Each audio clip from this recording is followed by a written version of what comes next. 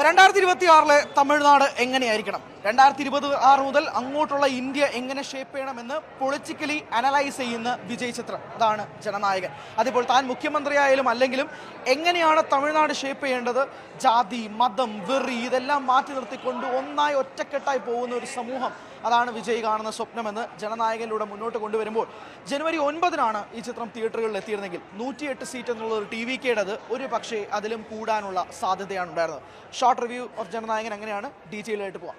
H വിനോദിന്റെ സംവിധാനത്തിൽ KVN പ്രൊഡക്ഷൻസിന്റെ നിർമ്മാണത്തിൽ വിജയ് നായകനായി എത്തുന്ന അവസാനത്തെ ചിത്രം ജനനായകൻ. അത് തന്നെയാണ് പലരിലേക്കും ആളുകൾ ഇത് കൂടുതൽ കേട്ടർ ചെയ്യുന്നത്. ഏകദേശം 1.5 കോടി ആളുകൾ ഈ ചിത്രത്തിന്റെ പ്രിന്റ് ഓൺലൈനായി കണ്ടെങ്കിൽ പോലും ആദ്യ ദിവസത്തിലെ ആദ്യ ഷോകൾ, പ്രത്യേകിച്ച് ഫാൻ ഷോകൾ എല്ലായിടത്തും ഹൗസ്ഫുള്ളായി മാറുന്നതിന്റെ ഏറ്റവും പ്രധാനപ്പെട്ട റീസണും ദളപതിയെ അവസാനമായി ഒരു 3.5 മണിക്കൂർ സ്ക്രീനിൽ കാണുക എന്നുള്ളത് തന്നെയാണ്.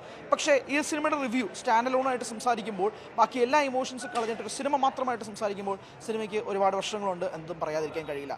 ഡയലോഗുകളുടെ ക്രിഞ്ച്, പ്രത്യേകിച്ച് ഇതിൻ്റെ ലെങ്ത്ത് 3 മണിക്കൂർ എന്നത് പലയിടത്തും അസഹനീയമായി മാറുന്നുണ്ട്. പലയിടത്തും കട്ട് ഷോട്ട് ചെയ്യാൻ പറ്റുന്ന രംഗങ്ങൾ കട്ട് ഷോട്ട് ചെയ്യാമായിരുന്നു, എന്നാൽ അത് നടന്നില്ല. ഡയലോഗ്സിലെ പ്രശ്നങ്ങൾ ത്രൂ ഔട്ട് ഉണ്ടായിരുന്നു.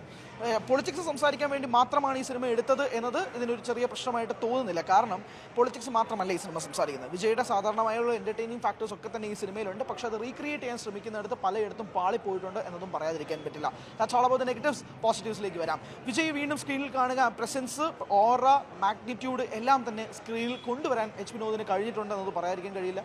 അനിരുദ്ധിൻ്റെ BGM വർക്ക്ഡ് എക്സാക്ട്ലി വെൽ. പ്രത്യേകിച്ച് ആക്ഷൻ സീക്വൻസിൽ എങ്ങനെയാണ് ഡെലിവർ ചെയ്യേണ്ടത്, ആക്ഷൻ സീക്വൻസിൽ എങ്ങനെ പ്ലേസ് ചെയ്യണം, അതിൻ്റെ മൊമെൻറ്റം എങ്ങനെ കീപ്പ് ചെയ്യണം സംബന്ധിച്ച് കൃത്യമായ ധാരണകളുണ്ട്.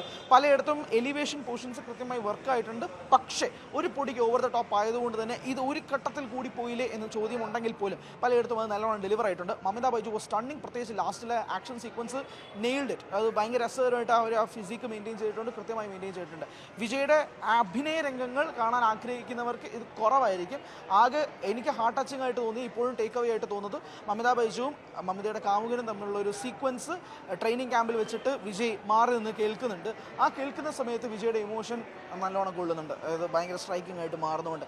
ലാസ്റ്റ് ഇമോഷണലി നമ്മളൊരു 3 മിനിറ്റ് പിടിച്ച് വെക്കുന്ന രീതിയിൽ വിജയുടെ തുടക്കം തൊട്ടുള്ള സിനിമകളുടെ മാഷപ്പും കൂടെ കാണിക്കുമ്പോഴേക്കും ഒരു വിജയ് ആരാധകൻ അല്ലെങ്കിൽ സാധാരണയായിട്ടുള്ള സിനിമാ പ്രേമിയെ സംബന്ധിച്ചിടത്തോളം that's the end of Vijay in cinemas എന്നത് വീണ്ടും ഡൈജസ്റ്റ് ആവാൻ ഒന്നുകൂടി പാടുപെടുന്ന രീതിയിലായിരിക്കും വരുന്നത്. ജനനായകൻ 100 കോടി ക്ലബ്ബോ 200 500 കോടി ക്ലബ്ബിലോ കയറുന്നതിനെ പറ്റിയല്ല, നേരെ മറിച്ച് എക്സൈറ്റിംഗ് ആയിട്ടുള്ള എൻ്റർടൈനിങ് ആയിട്ടുള്ള ഒരു ദളപതി സിനിമ അവസാനമായി നിങ്ങൾക്ക് തിയേറ്ററിൽ പോയി കാണണമെങ്കിൽ ഡോണ്ട് മിസ് ഔട്ട് ജനനായകൻ എന്നത് സംബന്ധിച്ചാണ്. ജനുവരി 9 റിലീസ് ചെയ്യേണ്ട പടം 7 മാസവും 15 ദിവസവും കഴിഞ്ഞ് തിയേറ്ററുകളിലേക്ക് എത്തുമ്പോഴും ഇപ്പോഴും ക്രൗഡ് പുള്ളയാനും 1.5 കോടി ജനങ്ങൾ ഇത് കണ്ടതിന് ശേഷം വീണ്ടും അതേ ആളുകളും അതിനപ്പുറത്തുള്ള ആളുകൾ തിയേറ്ററിലേക്ക് വീണ്ടും വരണമെങ്കിൽ അതൊരു നടനല്ല, അതൊരു ബ്രാൻഡായി മാറണം. ആ ബ്രാൻഡിൻ്റെ പേരാണ് ദളപതി വിജയ്. ഒരുപക്ഷെ സിനിമ കണ്ടിറങ്ങിയതിന് ശേഷവും ആരാധകർ ഈ സിനിമയെ കീറി മുറിക്കാനല്ല ശ്രമിച്ചത്. വിജയെ അവസാനമായി കണ്ടതിൻ്റെ എക്സൈറ്റ്മെൻറ്റ് പങ്കുവയ്ക്കാൻ വേണ്ടി മാത്രമാണ് അവർ ശ്രമിക്കുകയും ചെയ്തത്. അതാണ് റിവ്യൂവിനേക്കാൾ ഉപരി ഒരു response, typical response of an hero who has been working for around 30 years. അയാൾക്കുള്ള ട്രിബ്യൂട്ടുമായിട്ട് തന്നെയാണ് സിനിമയെ കീറി മുറിക്കാണ്ട് പ്രേക്ഷകരെല്ലാവരും ആ സിനിമയെ നെഞ്ചോട് ചേർത്ത് വെച്ചുകൊണ്ട് വിജയുടെ അവസാനത്തെ ചിത്രം എന്നുള്ള രീതിയിൽ മാത്രം പ്രതികരിക്കുകയും ചെയ്തത് അവിടെയുണ്ട് എങ്ങനെയായിരിക്കും എന്നുള്ളത്. So as A politician CM ആയതിനു ശേഷം ഉണ്ടാകുന്ന മാറ്റങ്ങൾ, കാര്യങ്ങളൊക്കെ തന്നെ വിജയ് ഇതിനകത്ത് കൊണ്ടുവരുന്നുണ്ട്. എന്തൊക്കെ ഇംപ്ലിമെൻറ്റ് ചെയ്യണം, എന്തൊക്കെയാണ് തമിഴ്നാട്ടിൽ സംഭവിക്കുന്നത്, പൊളിറ്റിക്സ് എങ്ങനെയാണ് മാറുന്നത്, രാഷ്ട്രീയ സാഹചര്യം നിലവിൽ എങ്ങനെയായിരുന്നു എന്നത് സംബന്ധിച്ച് കൃത്യമായ നിരീക്ഷണങ്ങൾ ഉൾപ്പെടെ വിജയ് ഇതിനകത്ത് കൊണ്ടുവരുന്നുണ്ട്. വരുന്ന 5 വർഷങ്ങളിൽ ഒരുപക്ഷെ പ്രോഗ്രസ് കാർഡായിട്ട് വിലയിരുത്തുമ്പോൾ ഈ സിനിമയുടെ അടിസ്ഥാനത്തിൽ വിജയ് എന്തൊക്കെ പറഞ്ഞിട്ടുണ്ട്, അതെന്തൊക്കെ ടിക്ക് മാർക്ക് ചെയ്തിട്ടുണ്ട് എന്നതും കൂടി ഒരുപക്ഷെ ചർച്ച ചെയ്യപ്പെടേണ്ടി വരും. പക്ഷെ ഭാവിയിൽ എങ്ങനെയായിരിക്കും വിജയ് CM ആയിട്ട് വന്നതിന് ശേഷം എന്തൊക്കെ മാറ്റങ്ങൾ തമിഴ്നാട്ടിൽ ഉണ്ടാക്കണം എന്നതിൻ്റെ ചെറിയൊരു ഡ്രാഫ്റ്റ് അല്ലെങ്കിൽ ഒരു ബ്ലൂ പ്രിൻ്റ് എന്നൊക്കെ പറയുന്നത് പോലെ ജനനായകനിൽ പ്ലേസ് ചെയ്തിട്ടുണ്ട്. എച്ച് വിനോദിൻ്റെ സംവിധാന മികവിനെ കുറിച്ച് സംസാരിക്കുന്നില്ല, കാരണം പല സീൻസിലും എച്ച് വിനോദ് ഫോഴ്സ്ഡ് ആയിട്ട് എടുത്തതുപോലെയുണ്ട്. സ്വാഭാവികമായിട്ടും ഈ സിനിമയ്ക്കൊരു ഒരു കാര്യമുണ്ട്. ആ കാര്യത്തിന് വേണ്ടി തന്നെയാണ് ഈ സിനിമ ഇംപ്ലിമെൻറ്റ് ചെയ്തിരിക്കുന്നത്. ഭഗവൻ കേസരിയുടെ തെലുങ്ക് റീമേക്ക്, തെലുങ്ക് സിനിമയായ ഭഗവൻ കേസരിയുടെ റീമേക്ക് തന്നെയാണ്, തർക്കമൊന്നുമില്ല.